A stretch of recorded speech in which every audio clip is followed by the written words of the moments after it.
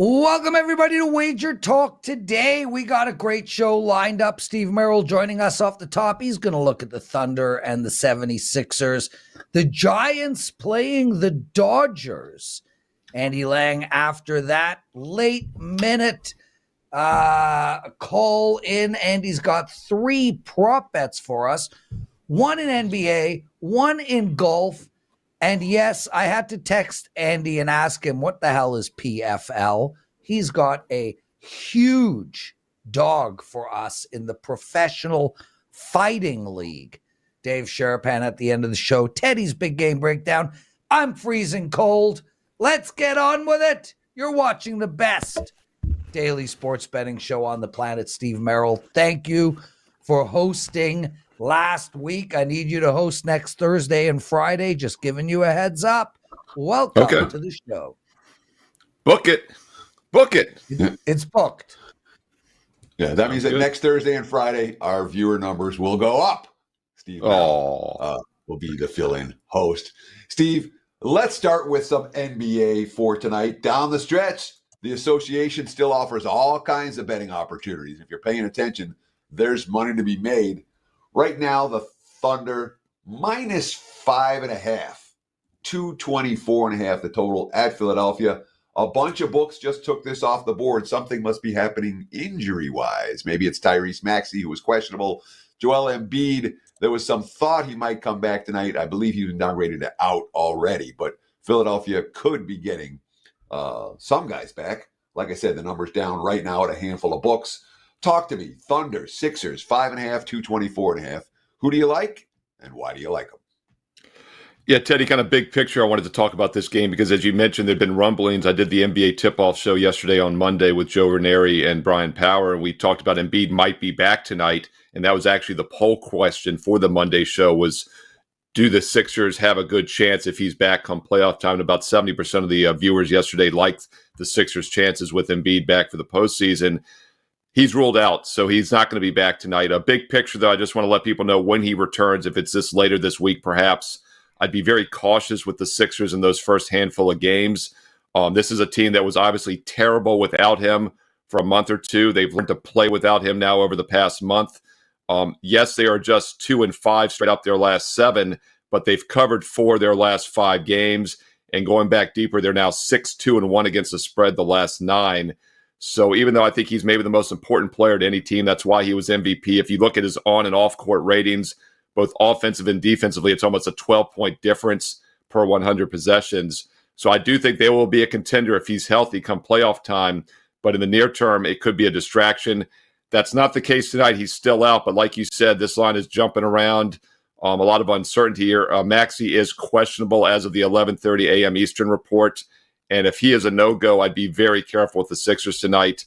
Right now, the line is still around 5.5. I would lean Oklahoma City Thunder in this game. Now, I know when key players are out, it's been an automatic moneymaker to play the shorthanded team. And yes, maybe OKC overlooks this game after winning in New York on Sunday. And they also have a huge game at Boston tomorrow without rest. So if you're going to play this game, I think the first half would be the safest way to play the Thunder. Get it down to -3. And that's a pretty reasonable number. It's just a little bit more than half of the full game line. So OKC -3 in the first half would be my preferred side with the no-rest situation at Boston tomorrow. Sure, it makes a ton of sense to pay attention to the fact that there might be a bigger matchup on tap for OKC tomorrow. When it comes to first half, are the Thunder a team that have had a pretty good first half track record? Philly has a bad first half track record, or is this just a way to avoid the, hey, maybe we're looking ahead in the second half of this ballgame if they have a lead? Yeah, I don't dig too much into like team records with first half, second halves. And to be honest, I very rarely use them. It's more of a situational spot here, the NBA especially. And there's some other spots like that as well tonight. If you look at the card, you got 2 huge favorites in the LA Laker game at Toronto, and then also that Milwaukee game. And the Lakers have a no-rest situation at Washington tomorrow also. So that's another one in which I would probably look at the first half maybe versus the full game just because of the load management. The problem with the NBA, though, as with college basketball with, double-digit favorites especially, is you pay a premium, right? It's kind of factored into the line. You're not getting half of the game points. You're getting, 60, 65% of the line. But when it's a shorter price like this OKC situation, By the way, the Lakers are -7 for the first half in that game at Toronto, 12 for the full game. So you can see it's more than half. Here, the line's 5.5. You're only having to lay 3 in the OKC game. So you get a little bit truer 50-50 split, and I think that makes sense in this one.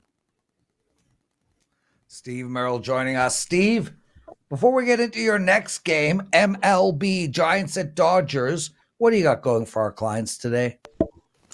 I've already posted one NBA best bet. It is a steamroller blowout on one of the evening games tonight, so be sure to check that out. 55-35, 61% this year on NBA sides, ranked number 1 this season at WagerTalk. And it's not a surprise since I joined WagerTalk 3.5 years ago. I'm number 1 all time on NBA sides. You know, it's funny. I've seen some tweets recently, people saying the NBA side market is impossible to beat. It's totally random. You have to focus on totals. I won't name who said that. It's a well-known professional bettor. I saw that last week. And boy, I cannot disagree any more than that. The numbers speak for themselves. About 93% of my plays are side selections. I'm 55-35 this year, and I'm number 1 all time at WagerTalk. In fact, last year alone in the NBA, the calendar year 2023, all plays were 103-63, 29-17 in the playoffs, and now I'm 55-35 this season on sides. So the NBA, you might not enjoy watching it, but it is a fantastic moneymaker. You got to be selective. It's all situational analysis, and I've got a strong play going tonight on Tuesday. Steve Merril, WagerTalk.com. Teddy covers. The real key word there from Steve was obviously. Do you take it as an insult that Steve thinks he's obviously number 1 over the last 3 years, or is that just? I don't think that's what I said, Steve Teddy. I said obviously it's a moneymaker. I don't think I ever said I was obviously number 1. Dan, but rewind. We can watch the videotape. Rewind. Want to bet? We'll call it an NBA side. You don't lose those. I'm just starting with you, Steve. Man, no clue what I said then. You did, but it's okay, dude. You are the best at NBA sides. You have been since you joined us. It is always a pleasure to have you on. We know how great you are. What color you consider that shirt? Maroon, burgundy? It's a dark red. It's got a little black tint in it, so I guess it's a maroon. It's not really maroon. Yeah, maroon. No, if I said that, I misspoke. What I was saying was obviously NBA sides are very beatable, number 1 all time. That's probably what I said and what order I said it. But I want to make that very clear. I see a lot of people. I was just kidding. No, I know you are, but it's a bigger point, though. A lot of people think the NBA is not a beatable sport. I know Teddy would disagree as well. Teddy does extremely well in the NBA. Yes. But you have to be selective, right? I mean, Teddy and I both are not playing 2 or 3 NBA games a night. We're picking our spots. And the majority of these games, 90% of these games, there is no value. And I think that's where people get in over their head with NBA betting. But if you pick your spots, you can do quite well in the NBA. And that was obviously the case as I have crushed it career at WagerTalk.com. Yeah, and probably sorry, Teddy, go ahead. That's all right. You wanted me to ask if I felt insulted by Steve's. I'm not insulted. Look, the goal for all of us is when I win and you win and Prez wins and when clients win, they buy more plays. I'm rooting for everybody. Oh, right? yeah, of course. There's nobody I'm like, no, I hope that guy loses. I hope that guy loses. Happy clients make more sales for the entire WagerTalk community. All that being said, my NBA is pretty good, dude. Yeah, your NBA is, and I'm your up NBA is 205 incredible. Units in the NBA since 2022. On a monster run right now. We'll talk about it in a few minutes, but there's certainly the NBA for me was an impossible nut to crack. 10 years, at least 10 years in Vegas that I traded money in the NBA. I lost in the NBA. I'd had a good run, but I couldn't put it together. The experience in the NBA has helped me more than in any other sport. I get this sport now. At least I think I do. And there's no sport that I go into with more confidence than an NBA season. Teddy, what did you change? Enough. What was the biggest change? What did you stop doing? I'm not going to say give away your secrets, but what did you stop doing that was not working back when you were not I stopped focusing on spots and started focusing on teams. So the exact opposite approach of what you're talking about. Right, exactly. Yeah, we've talked about that before. Yeah. I found that when you're trying to jump from team to team and spot to spot, it was very difficult for me. And what I've been able to do is identify undervalued teams and overvalued teams and bet on or against those same teams again and again and again until the marketplace catches up.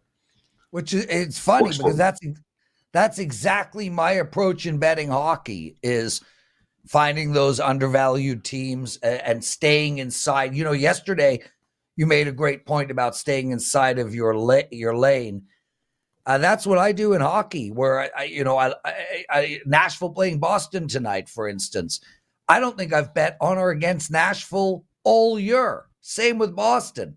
So it's really honing in, and we've spoken about this in college basketball many times, honing in on just a few teams, whether it's 10 teams, 5 teams, and really trying to find their rhythm. That's how I approach it. And you looking at it from that perspective, Teddy, where you're trying to find the rhythm of those teams? I'm looking at all 30. I mean, the NBA is not a huge league. You can focus on 30 teams and pay attention considering what we do in college. So it's not like, I want to bet on the Cleveland Cavaliers in this spot. That's all I'm looking for. I go through every game on the card every single day, and at various points, I'm like, hey, this is a buy team. Hey, this is a sell team. Hey, this is an over team. Hey, this is an under team. When you see those, you look for spots to try to back them in the role that you like them in. Steve, we just got a question in from a live question in from the YouTube DC Capper. From DC Capper, asking about your opinion on tonight's Indiana State and Georgia game. Right now, looking at the free live WagerTalk odds screen, Indiana State up to 3.5, total 163 against the Indiana State's not playing Georgia. Indiana State's playing Utah, and Seton Hall up to 4.5/5 against Georgia. Any quick opinions on those two games? Yeah, it's interesting. Two of the teams a lot of people thought were really the two that should have been in the NCAA tournament. They were kind of the first two out. A lot of people thought they would be in. Was obviously Indiana State, one of the most explosive offensive teams in the country. And then when Virginia put up, 11 points at halftime or 14 points at halftime, that play-in game, everyone's like, who would you have rather have seen, Indiana State or UVA? And Indiana State, to their credit, did not just kind of toss the towel and, stomp their feet. They've made a run here. And these games are not in Madison Square Garden. They're in Indiana.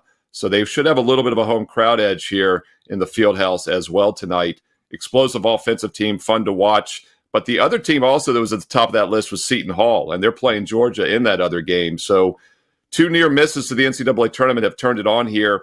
And I do like the matchup for Georgia the more I dug into this game yesterday, looking forward to these. But what's interesting about Georgia, we talk about this in the NBA when key players are out. Abdul Rahim has missed the last, 9 games, and Georgia has covered every single game since he went out in early March. And yet this line is still about 2 points higher than I thought it would be normally. So Georgia's a tricky team right now. They have vastly overachieved here, including this NIT run. And Seton Hall also has not played, I believe, a true road game yet in the NIT. So I think the matchup favors Seton Hall, but the line looks a little inflated. And Georgia all of a sudden is playing better without one of their key players. Steve, let's turn our attention to baseball. The Giants playing the Dodgers tonight. Are you going with a side or a run line, the total? What are you doing in this game? Well, the first thing that jumps out is whenever you see the Dodgers at just minus 140, minus 145 at home, it catches your attention. And I would venture to bet this will be one of the lowest lines they have all year until September at home. The reason being is because if you check the WagerTalk live odds screen right now, you can still see the Dodgers have an undecided listed starter. And, back in the day when we all started, you never would have had lines on these games, but the sports books put them up. And once again, starting pitchers only go about half the game nowadays anyway, 60% of the game. So it's less of a factor. And speaking of bullpens, Giants bullpen and the Dodgers bullpens have both been awful so far this season. Look, we're looking for a reason maybe for the Dodgers to have an Achilles heel. It's obviously not that offensive lineup. For the most part, it's not the starting pitcher. But the bullpen so far after 7 games does have a 4.9 ERA and a 5.7 ERA in their 6 home games, or 5 home games, rather, if you count the Korea game as one of them. This is a situation in which I think also the Giants are very suspect on offensive. Their offense is okay, but their bullpen is suspect. A 10.0 ERA and a 1.83 whip in 5 games. So, yes, we don't know the pitcher here. It's obviously not going to be an ace for the bullpen. It's going to be more of a bullpen game. I think the over makes some sense here, over the 8 juiced or 8.5 even. Dodgers minus 145 is not a team I want to get in front of at any point in a straight-up win situation, but I think the total to the over has some value here. And obviously LA is an explosive offense, and I think the Giants are capable of getting some runs tonight as well. Yeah, Steve, listen, Teddy would have a follow-up question, but for some reason he has lost all audio. Do you think the Dodgers and the over are correlated here? I think a Dodger team total is probably a good look in almost any game this season, to be honest, and I haven't gone back to check what that record is, but just looking at it on the surface here, they've put up 5 runs or more in every game. And now half their games they've had exactly 5, but they've had 6 or more in 4 of those 7, 8 or more in 3 of the 7, and 5 or more in all 7. So, yeah, I mean, it's going to be pretty hard to play any game under unless you play the other team under, perhaps. So Dodger team totals over make a lot of sense, and they're going to be a pretty explosive offense. And you just look at some metrics. You can always do left on base plus runs scored and just kind of add them up real quickly. 11-11 the last couple of games is actually low for them, but they had 18 the game before against St. Louis. Teddy Covers has audio. Teddy, do you want to ask Steve anything, or shall we move him on and get to what did bettors learn? Oh, Teddy has lost his audio again. Steve, this could be a fun show, man. I'm totally good with not having to listen to Teddy. That's for sure. Why don't I stick around, El Presidente, till he gets his audio back, just in case? Well, there you go. Why not, Steve? So normally we do what did bettors learn here. I've got some stuff to say. Firstly, I had an absolute disaster of a night last night. And I mean all around. I lost both my baseball plays. One of them was the under in the Baltimore game. Needed 2 outs to cash that. Couldn't get it. Kansas City with a 4th run in the 9th inning. Lost my NHL play. New York Rangers in regulation. Pittsburgh shot the puck 20 times and scored 5. And I lost my NBA game. So tonight I'm expecting a big bounce back night. But even worse than that, every pick I gave out on the presidential address won yesterday. Drives me absolutely bonkers that my free picks are constantly winning, including a plus 160 dog on the Detroit Red Wings. And I pick the wrong pick from my clients. That kills me. And then to end it all, Bitcoin dropped $5,000 to boot. So I'd like to forget April 1st. Johnny also played a great April 1st joke on me last night. He's like, Prez, Marco came up with this incredible idea that you should step away from WagerTalk Today and let Steve Merril and Andy Lang host it. I think it's a phenomenal plan. Helps with this, that, and the other. I went pale until I realized it was April Fool's. So had a shitty day yesterday all around. And Teddy, that's a quick version of the Slack that Johnny sent me. I mean, he's like, we're going to start a Sports Memo Today show. You're going to host it. We need your face to represent Sports Memo. So we're moving you to Sports Memo Today. Andy and Steve are going to take your spot on WagerTalk Today. And I was like, oh my God. I called Rick instantly and he was just laughing at me. So yeah, thank God Monday is over, brother. April Fool. Yeah. Let it come, let it go. This is what I learned last night. Go ahead. Yeah. So I've been doing this for 26 years full time. And even I do some stuff that's so stupid, it blows my own mind. Sometimes I'm so dumb, it really blows my own mind. You're talking about your struggles yesterday. I know the NBA. I know all 30 teams in the NBA. I know their DNA. I told everyone at the start of March Madness, I'm going to beat NBA in March. And what am I? I'm 10-3 the last 13, 63% since February 1st. So like Phoenix yesterday, I used him as a big game breakdown, wire-to-wire right side winner, had Memphis on my short list. Pistons can't be laying. Was interested in Portland off a 60-point loss. I thought they might show up, and they did. 3 plays in the short list. They go 3-0. Yet somehow, running good in the NBA, and I pass for the clients in the association last night. So MLB is a great start. I went 3-1 the opening weekend, never laying higher than $1.20. But I'm still learning the team's DNA in MLB. All the nuances that I spent the last 6 months learning in the NBA, you're still learning in MLB. So the leans yesterday, well, the short list is great. I like the Cubs, but I didn't want to lay the price. They won an easy early. The Pirates is a dog. I thought they were worthy of a look. Early start, another one that won. Orioles won. They got a run line win even against the KC bullpen. Texas won as a dog at Tampa. The Red Sox blew out the A's. And I kind of like Cincy Philly over. So I don't have hard rules when it comes to MLB, but I've learned things over the years. One of the things, don't fade early season moves to the under. That's one of those rules. And that total got bet down from 9 all the way through 8.5 down to 8. And somehow, all those right sides in baseball, all those right sides of the NBA, the only freaking client play I have last night is that stupid over with Cincy Philly. And it's a wrong side. It's a dud. 2-2 in the 5th, 2-2 in the 6th, 2-2 in the 7th, 2-2 in the 8th. In the 8th, I start thinking in my mind, maybe I can get a miracle extra inning ghost runner over. 2-2 in the 9th. What happens top of the 10th? Cincy, grand slam home run. Now it's 6-2 push. I'll take it. And then Philly gets the meaningless run with 2 outs in the bottom of the 10th on a squibber that doesn't go past the pitcher. 6-3 final. Over cashes. I was stupid as hell yesterday, and I still came away with a W. That's when you know you're running good, Prez. It's been a good couple of weeks. 21-7 now the last 11 days. 35-13 over the last 2.5 weeks. We'll see if we can keep it rolling again tonight. That's what I learned a night ago. Sometimes you're stupid and things work out. Yeah, Teddy, I tell you, man, like nothing drives me crazier than when I'm winning my free bets and my presidential picks and I pick the wrong one for my clients. It annihilates me. I like it's like when I lose my client play, I actually am hoping to lose my free picks too. Kind of. Because it's nice to know that I'm still seeing it right. I mean, Austin Matthews with a goal over in the Leaf game, Winnipeg Jets, New York Islanders, Detroit Red Wings.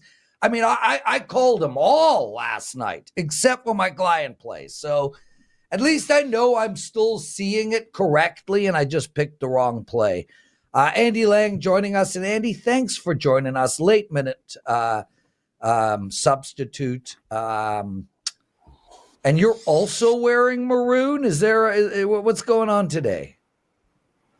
It just happened that way. I was like, only winners wear maroon, but that just sounds dumb. So just pure coincidence. That's all. Yeah. Only winners wear maroon. Andy, let's start right off the bat with your prop bet tonight in the NBA. It's in the Utah Jazz game. It's on George. Tell us what's going on.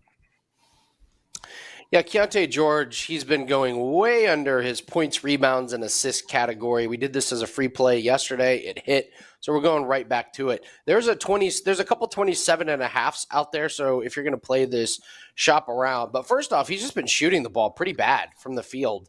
9 straight unders on his PRA. He's been around 32% from the field, not from three-pointer, but just like from the field. And brutal matchup against Cleveland. In the last 10 games, Cleveland is the slowest paced team in the NBA, and they're playing really good defense, especially against guards. They are number 1 the last 30 days in allowing points to point guards, number 7 in points to shooting guards. So it's just a really, really brutal matchup, and he's just not shooting the ball well at all. And the other nice thing about this is the blowout is always in play where the starters can be sitting. This happened against Sacramento where he had 18 points, I believe 2 rebounds, 2 assists, and then just didn't play down the stretch because it was a blowout. So you got a lot of really good things going towards this one. The only concern is his last game, his PRA total was 29.5. It's 26.5. So that moved down by the books. Little cause for concern, but he's still gone under a 9 straight games. So let's look for Keontae George to keep struggling again tonight. Teddy? Let me ask you this, because, I mean, he's getting the playing time, he's getting the minutes, he's getting the shot attempts. Isn't this a scenario where even though he's been going under, you're kind of living on borrowed time? But there's some of them where the guy's just not going to, some of these you come on and your concepts impress the hell out of me. This isn't one of them because he's getting the opportunities. and he's just been cold shooting. I'm not saying that as an insult to you. I'm saying this one doesn't, like, some of them like, oh my God, I got to bet that. This isn't that for me, so it's not, I'm not trying to insult your process. I'm trying to say this is a guy who's, they're making every effort to get Keontae George up to speed and be a valuable contributor for a team they hope to contend for playoffs next year. So it's not a scenario where he's not going to get his opportunities. Yeah, I'm laughing. Bill Horton in our chat said he just left to go get a maroon shirt. Yeah. So shout out to Bill. He's going there. Yeah, it's just the shooting percentage, and if he hasn't been doing it against teams like Sacramento, this is a tall ask for him to do it against Cleveland, who's been locking it down. So yeah, we're rolling the dice that he's going to keep shooting the ball bad, but it's Teddy, it's a bad team. No upside to them whatsoever, and you got a Cleveland team who's playing well and needs to keep racking up the wins. So yeah, we'll just keep playing it. We've hit it a few times in a row, so kind of playing a little bit with house money on this one. 2 dog bets still coming from Andy Lang. The first is on Ludwig Aberg, Valera Texas Open golf season happening. Masters coming up soon. What's going on in this one? Well, if I could just promote, next week is the Masters, and we have a huge week planned over at Tea Time. I believe we're going to do not 1, but 2 shows. One of them may be live. We'll let everyone know about that, and it's going to be a massive, massive week. We're going to get everyone ready for Masters. That starts next week. This week, however, we get a really nice underdog matchup. Ludwig Aberg over Rory McIlroy, and Aberg is plus money, and I don't get it. Rory McIlroy traditionally does not play the week before the Masters, but he's been bad this year on the PGA Tour, so he is going out there to try and fix something what's going on in his swing. His best finish on PGA Tour is 19th this year, which is absolutely terrible for him. He's been an unbelievably great bet against. This week, he's the number 1 betting favorite. This is a guy that struggles to break into the top 20 right now. His swing isn't great. His putting isn't great. And in this field this week, the number 1 total strokes gained golfer for the season is Ludwig Aberg. And Aberg is a young guy. He's looking to get these wins. Rory McIlroy is going out trying to just get ready for next week. Winning, I don't even think he really cares where he finishes this week. He's obviously got certain things that he's got to work on. This course is a little bit long. Both these guys are long off the tee. But iron play is advantage Aberg. Motivation, I believe, is Aberg. And at plus money, oh my gosh, absolutely, I'll take it over Rory this week. Live dog against Rory McIlroy in golf action at the Valero Texas Open. Breaking news on a game we talked about earlier on the show. Oklahoma City Thunder, Philadelphia 76ers. Jalen Williams downgraded out. Shai Gilgeous-Alexander downgraded to questionable. Money pouring in on Philadelphia. The Thunder down to -2/2.5. Let's talk some fighting. Dimitri Ivey, Lucas Brennan, big dog here. Tell us about it. Okay, so this is the Professional Fighters League, and they run a big tournament in all weight divisions. It lasts months and months and months. So this Thursday starts week 1, and you do have to understand that in order to advance, you get points based on finishing your opponent, how quickly you can finish your opponent. So it's a really cool tournament because these guys are coming out in these first few weeks trying to get as many wins as possible, but also in the quickest fashion. So Lucas Brennan is this massive favorite. Lucas Brennan is a young fighter, and he's fought not very good fighters, and he is a grappler. Like, he's electric to watch because the fight starts and he immediately tries to grapple and get guys down into submissions. He's got a gigantic problem, though, and that's his striking defense. He finally fought a pretty decent fighter in his last fight, and he looked really bad on the feet. Like, it was very obvious his striking defense is very raw and rudimentary at best. He ended up getting a 3rd-round finish. We threw a nice knee and knocked the guy out, but I thought there were a lot of holes in his game. Dimitri Ivey is a journeyman, but he's 34 years old. He's been around a while, and Lucas Brennan goes for submissions, but Dimitri Ivey actually has pretty decent submission defense. I think Ivy keeps this on the feet, and at plus 600, with as bad as Lucas Brennan's striking defense look, do not be surprised if Ivy pops him on the chin once. Lucas Brennan is 9-0 in his career. He's going to lose at some point. I think it's sooner rather than later. Plus 600 is absolutely worth a little bit of a sprinkle based on what I saw in Brennan's last fight. Andy, real quick here. Listening to your handicap, it feels like Ivy has to knock him out to win.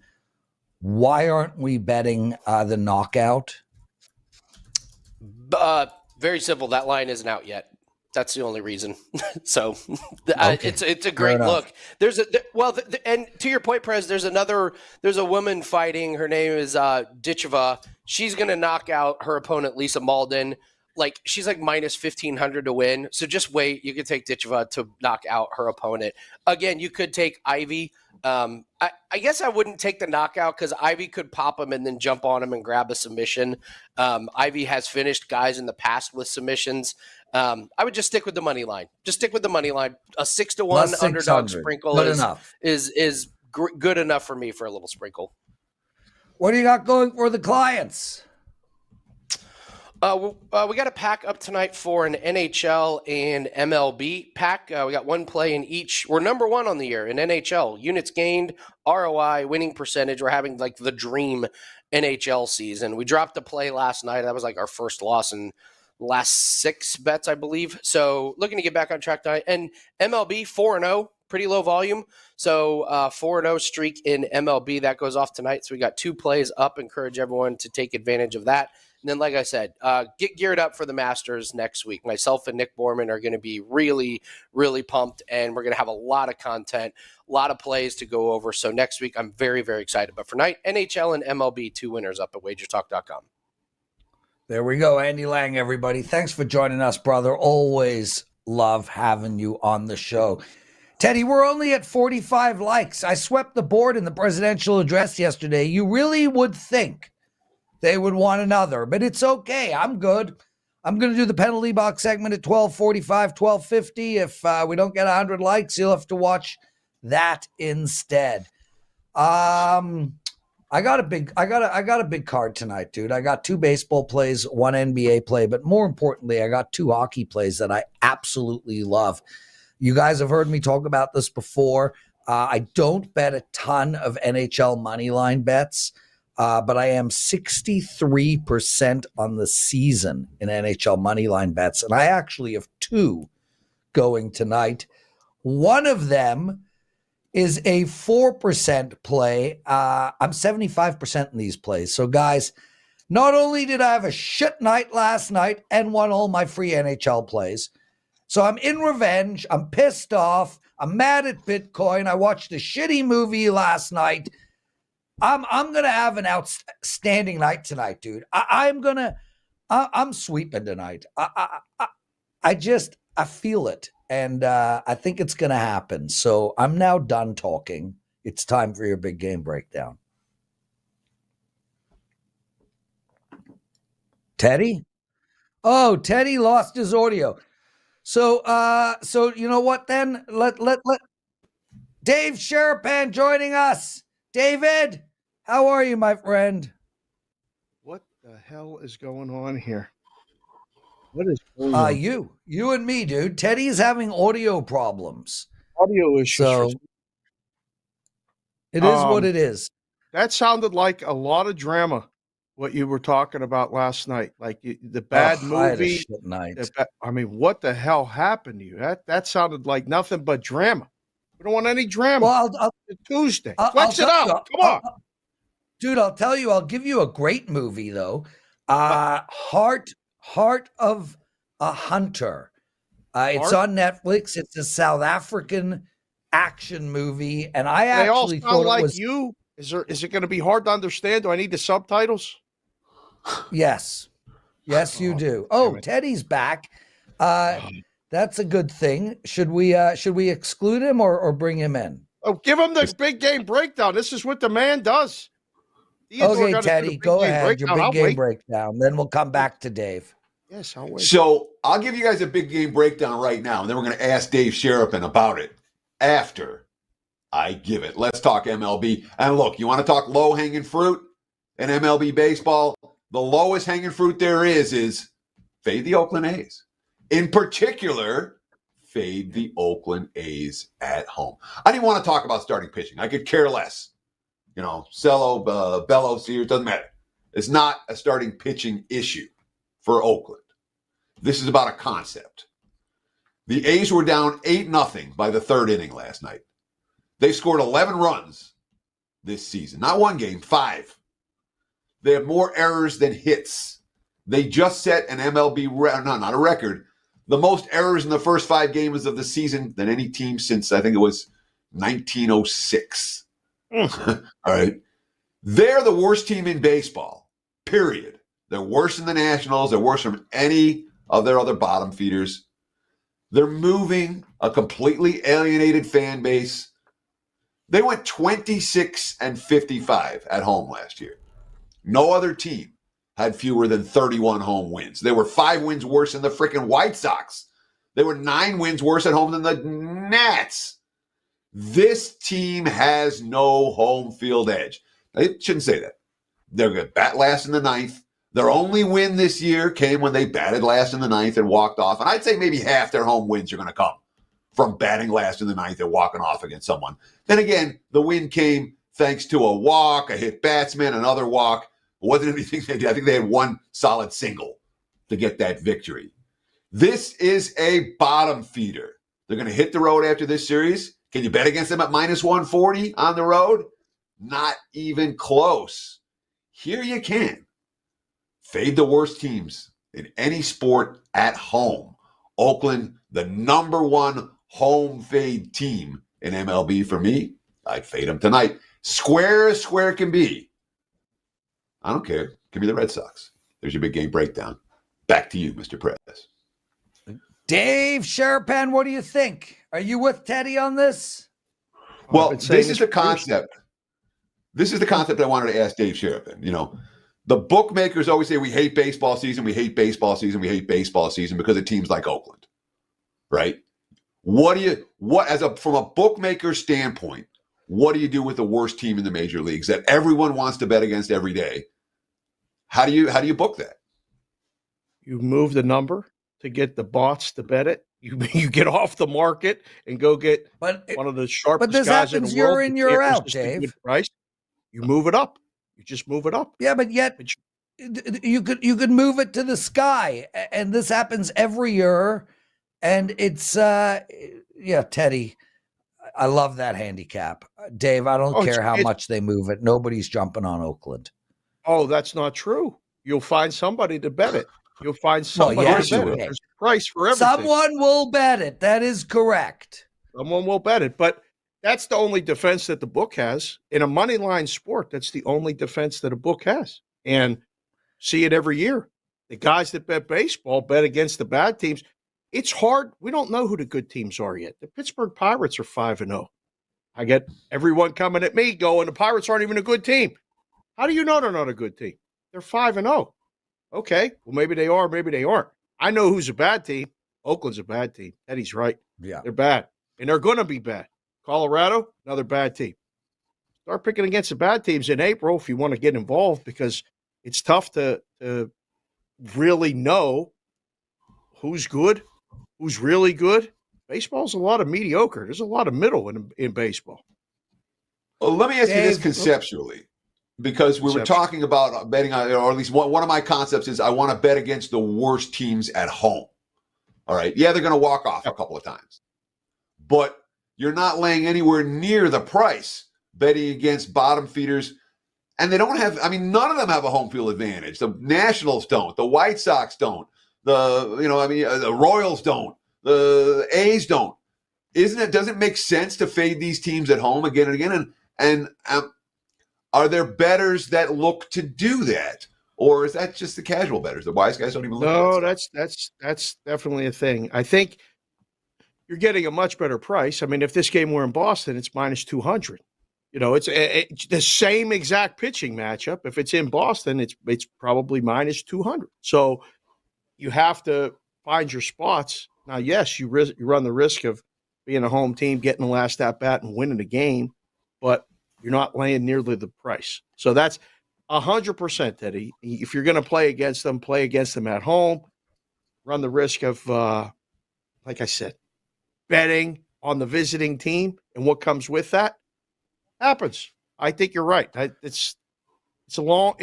I think it's proven over time. I think a lot of people are finding out, like a lot of things in this gambling world, guys like us have been doing this 20, 30 years, like know this stuff. We kind of take it for granted. It's a good thing for the newbies to hear. Not Dan Alexander, newbie talks, not him, but everyone else, yes. Dave with a funny. Listen, let's get into some college basketball as we don't have a ton of time. There are 2 games going tonight, and obviously a big Saturday ahead of us. Money keeps coming in on UConn. We're now at minus 12. Yes. Purdue. How high do we go for that?